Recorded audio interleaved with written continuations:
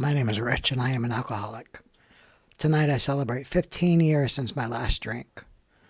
AA saved my life and showed me how to live life on life's terms. I am truly able to live happy, joyous, and free. My life is filled with serenity and peace. I have discovered what true happiness and real love are. All of AA's promises have come true in my life. I couldn't have done it without my higher power, all of you in AA, and of course my wife.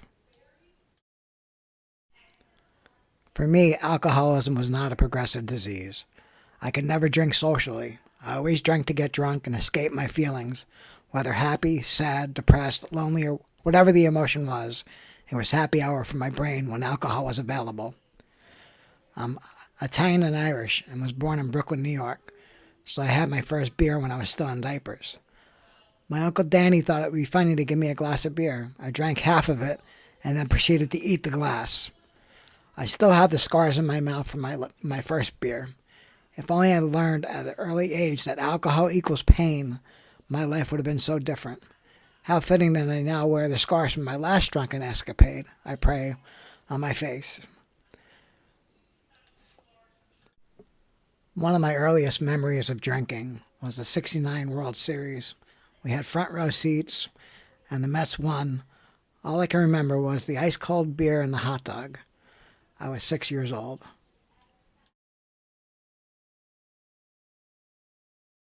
My parents were alcoholics and drug users trying to raise 4 kids. We were not raised with a sound moral compass. I remember going on a family outing with 2 cars, dumping one in a swamp, and going to McDonald's afterwards. I also remember collecting for the March of Dimes and keeping it all. Honesty was not the best policy in our house. My grandma died when I was 11. She was our world and basically raised us while my parents were out drinking and drugging. My mom opened a bunch of bottles of wine and let us all drink. I drank until I passed out. For the next few months, I would drink to try to kill the pain of losing her.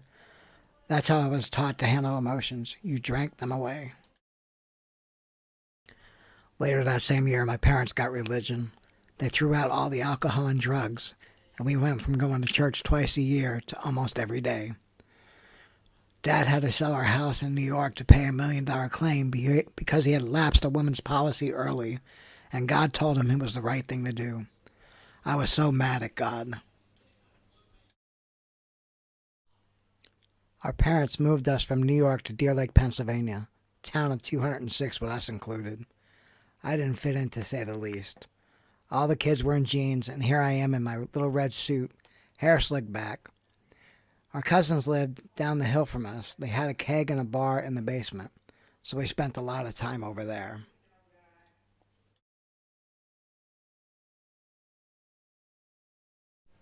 When I was 14 years old, our parents took us to Jesus 77.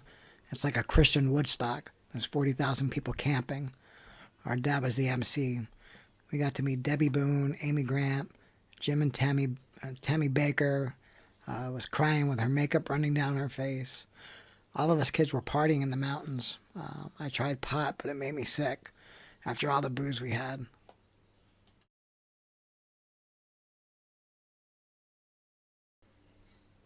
All of my jobs were based upon how much I could drink. No one drank more than a construction worker, so that was a good start. But I worked that for a couple years. I fell off a roof drunk, so I decided to go to electronics school to open my own TV repair business. Working on high voltage drinking sounded like a great plan.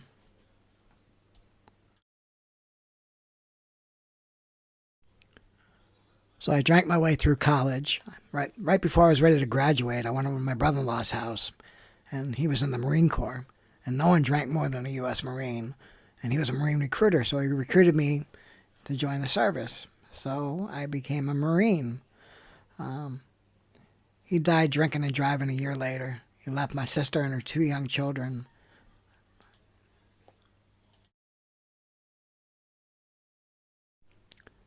The Marine Corps sent me to a Lowry Air Force Base in Denver, Colorado for a 2-year course.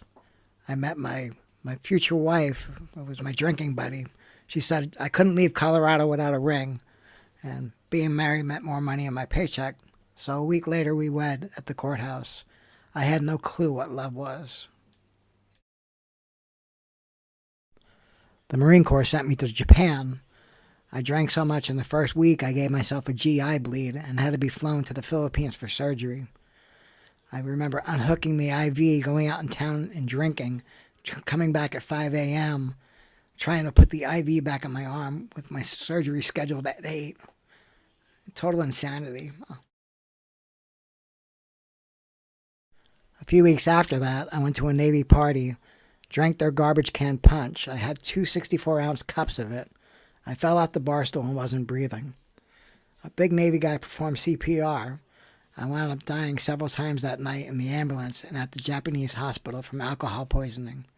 The Japanese doctor said I had an abnormal brain and showed me the CT scan. At 25, I had developed an alcoholic brain. I was released 2 weeks later with a broken sternum and ribs from the CPR and ordered by my commanding officer never to drink on his base again. I said, "Aye, aye, sir." I immediately went to the Seabees barracks where I had gotten so drunk to thank the Navy guy who performed the CPR and proceeded to get hammered with him on beer this time.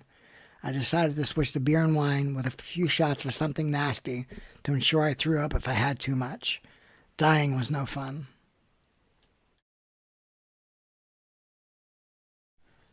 In 1991, they sent me to Desert Storm. I got sick from the war. All my joints hurt. I developed a stutter and had memory loss. They tried all kind of pills to stop my pain. It didn't work, so I had an excuse to drink every night. I was medically discharged from the Corps 3 years later. In 97, my wife gave me the ultimatum to quit drinking when she was leaving. I couldn't quit drinking, so I got divorced.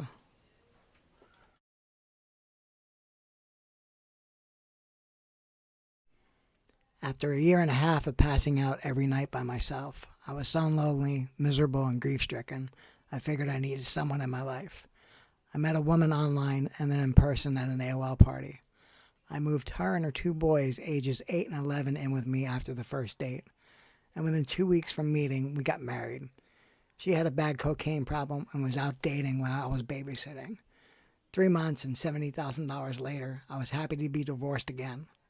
Now that was one hell of an expensive blackout. I received 2 DUIs in 3 months. They rolled both DUIs together, took away my license for a year, 10 days in jail. I spent 10 days in a cell with a guy who killed a mother and child drinking and driving. I knew I had to either give up drinking or driving.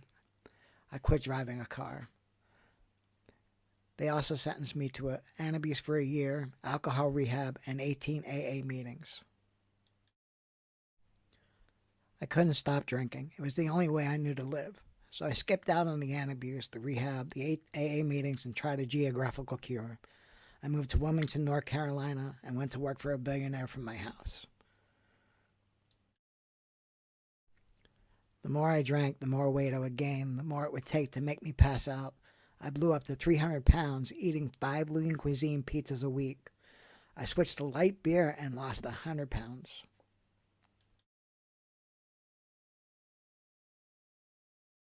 In 2005, I moved to Florida to be close to my nephew. After nearly 10 years on a bike, I wanted to drive a car again. I was tired of falling off my bike drunk. I was court-ordered to attend 18 AA meetings in '98, so I had to do those in order to get my license back in 2005. On December 10th of 2005, my sister called and asked if I could watch my nephew while she went out. I said, "Sure, no problem, I'll be right over." I hopped on my Jeep Cherokee bicycle, which has a weed whacker engine, and woke up on the side of the road with the EMTs over me, a nasty head wound, broken ribs, and a serious case of road rash. It was 10:30 a.m. and I was plowed. They were loading me in the ambulance when I came to and refused medical attention. My sister was a nurse working at Jupiter Medical Center ER. She came over and glued my eyebrow back on with Dermabond, told me I should just get a gun and kill myself rather than drink myself to death. On December 14th of 2005, I crawled into my first AA meeting ever with what would look like an open head wound, broken ribs, and I identified myself as a problem drinker.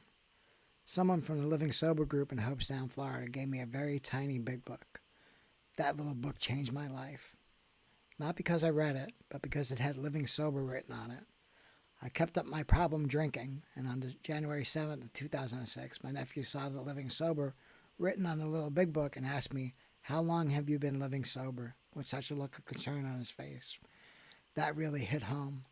I've been drinking since I was his age. I quit drinking on January 8th of 2006. On January 9th of 2006, I picked up my first and only white chip. My life in sobriety. I got a sponsor and started working steps 1 through 3.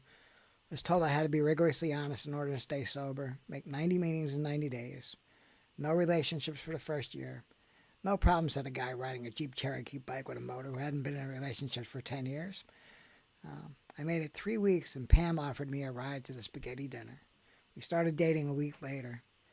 Yep, 3 weeks sober, and I definitely had no clue what love is. My first sponsor called me out for working the 13th step in front of a bunch of other AA members. I had to look up what the 13th step was. I fired him. I thought he was working for Heineken anyways. I got a new sponsor, Dan, who eventually became my best friend. I walked into the DMV with my completed ADAP sheet and said, "Hi, my name is Rich, and I am an alcoholic." She looked at me, smiled, and gave me my license with a safe driver stamp. I became the coffee maker for 3 days a week for 4 years. I worked the steps, made meetings almost every day. I started a successful business with Pam. We got engaged a year later. Just before our wedding, she was diagnosed with throat cancer. We spent 3 months going through chemo and radiation in Gainesville. Upon coming home, Pam went to stay with a friend's house. And I was calling her that night, and she didn't answer. Her friend called me the next morning. She said she had crushed her OxyContin, and that Pam wouldn't stop talking, so she gave her 8 of her own Xanax, and she was non-responsive.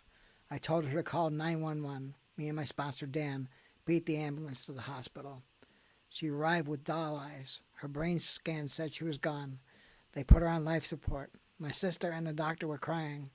I said my first real prayer to God. "Oh God, no, not this. Please not this." And a calm came over me, or else I was in shock. I would like to believe it was God's peace and grace. One of our clients was a pastor in a mega church with over 10,000 people, and they all prayed for Pam. A week later, we were told to say our goodbyes as they removed the ventilator.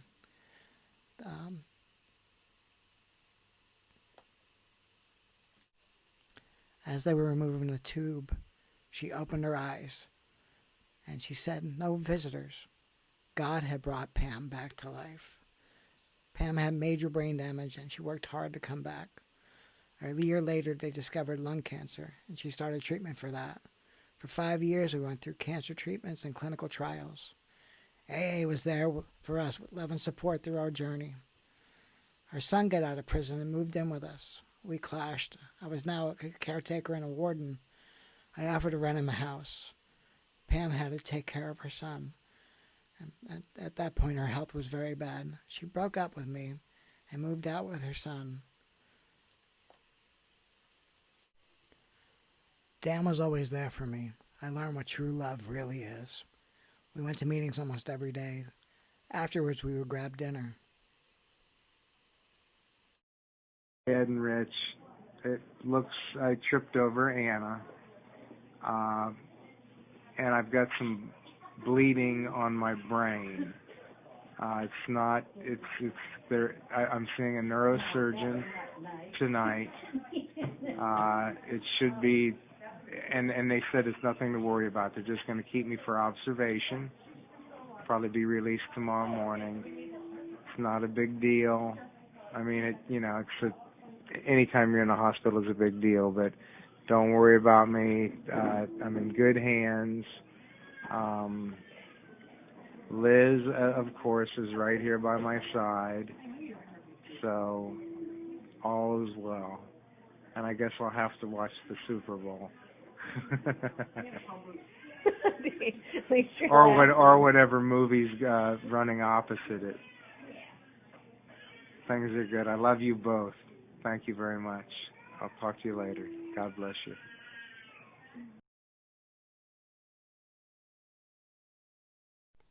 Dan had metastatic prostate cancer in all his bones and was in extreme pain. So God spared him all that pain.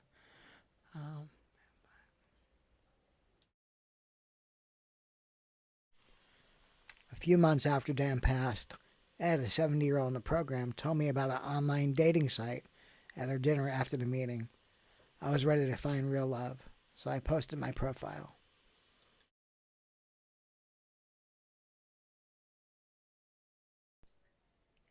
God sent me an angel. Her name is Donna. Her family welcomed me with open arms. We have been together over 8 years, and every day I love her more. This should be the happy ending of my story, but it is not. I moved to Port St. Lucie. I didn't find a home group. I went to a few meetings here and there for a few years.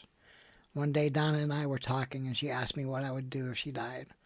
I told her I would drink my 10-year-old Corona Light and down 100 Ambien and join her. That's not being spiritually fit.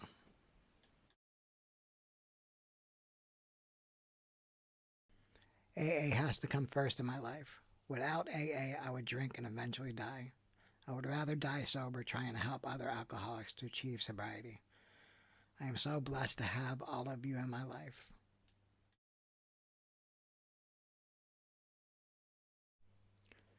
AA loved me until I could love myself. The proof that love freely given surely brings a full return. The certainty that we are no longer isolated and alone in self-constructed prisons. The surety that we need no longer be square pegs in round holes, but can fit and belong in God's scheme of things. These are the permanent, legitimate satisfactions of right living for which no amount of pomp and circumstance, no heap of material possessions could possibly be substitutes. True ambition is not what we thought it was. True ambition is the deep desire to live usefully and walk humbly under the grace of God. So, believe it or not, you all are my happy ending.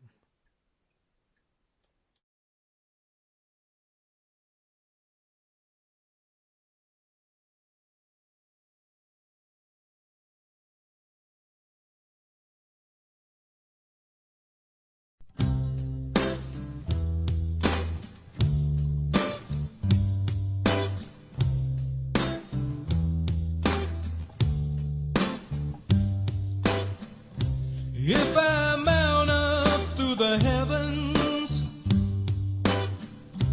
way up